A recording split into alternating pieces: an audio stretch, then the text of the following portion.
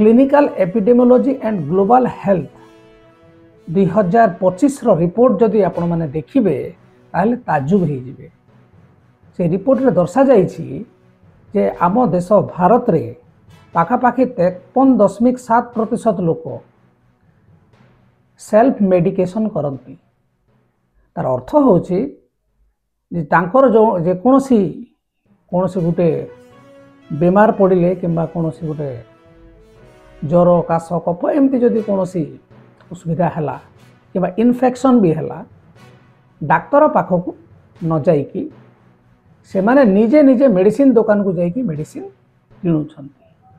आपण माने चिंता करंतु आम देशर स्वास्थ्य भित्तिभूमिर स्थिति कौन।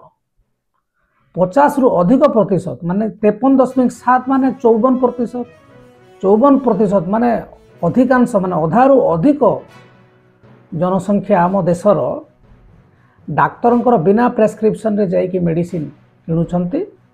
निजर देहर ट्रिटमेंट निजे निजे करूछंती। एवं सबुथुरु बड़ कथा होछि जे मेडिसिन स्टोर माने मध्य से मानकु पचारू नाहंती जे कोउथि पई नउछ बा बिना टेस्ट रिपोर्ट रे यदि खाली कहि दिले मोर ठंडा हे गला से 2टा मेडिसिन बढ़ाई दउछन।